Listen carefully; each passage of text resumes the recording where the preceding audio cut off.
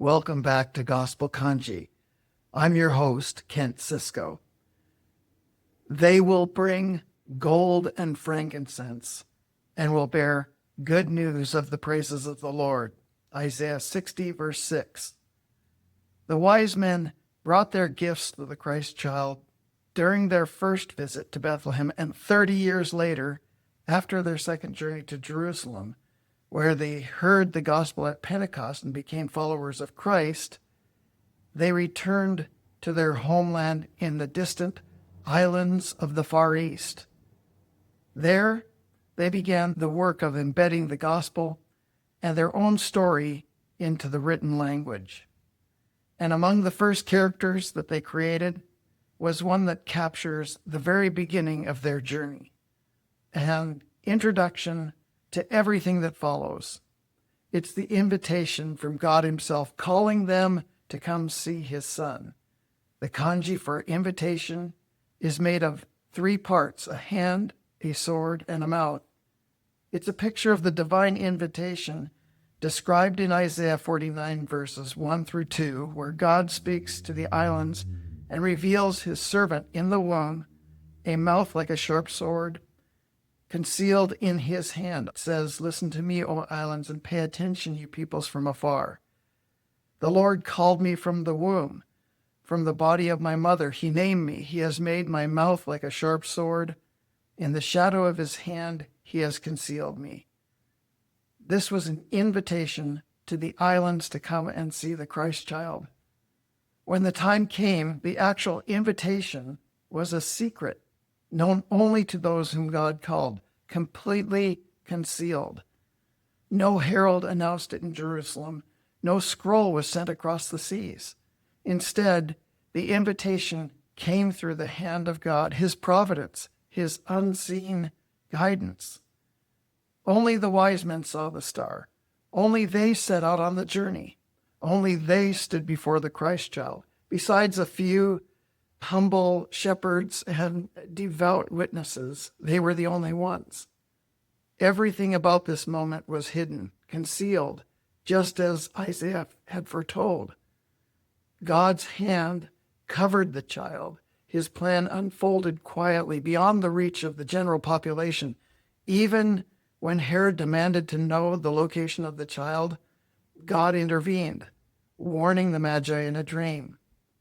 They obeyed and returned to their homeland by another way, keeping the secret safe. The Christ child remained hidden. The invitation remained guarded.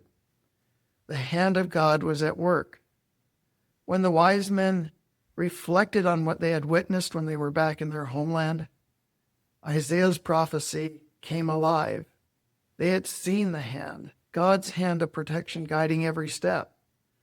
They had beheld the child, whose mouth would one day speak with divine authority, and they themselves had felt the power of the sword, the truth that pierced their own hearts at Pentecost. In their own language, they captured it in the kanji for invitation, a hand, a mouth, a sword, an invitation from God himself. The kanji for invitation was more than a word. It was a testimony written in strokes, a message hidden in their script, echoing what God was doing in their lives.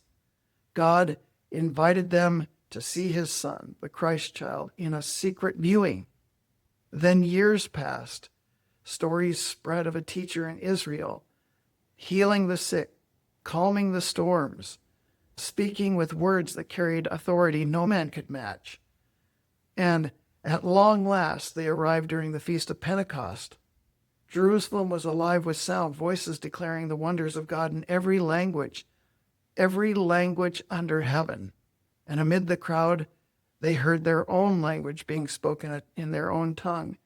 And in that moment, the prophecy was fulfilled again. The mouth like a sharp sword spoke through the apostles. The gospel, once concealed, now pierced their hearts.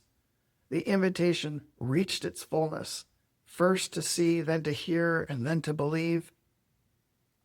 They carried the message home, hearts ignited by the word, And to ensure future generations would never forget, they inscribed the memory that they had into their writing. Each stroke became a witness. The hand, God's providence shielding his son. The mouth, Christ's voice speaking life. The sword, the gospel piercing the heart. Through this character, they told the story of Isaiah 49.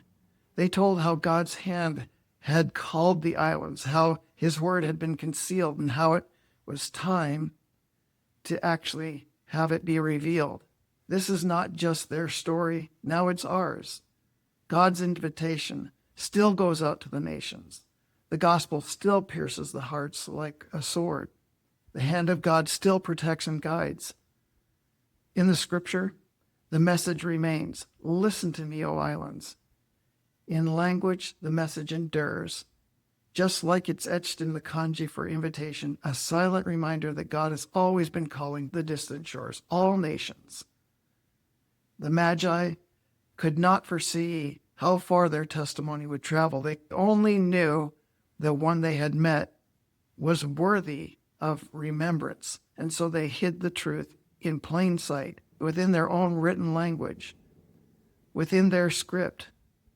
2 millennia later, as eyes look upon the kanji for invitation, the story awakens again, the hand, the mouth, the sword, the invitation of God pointing us to come and see his son.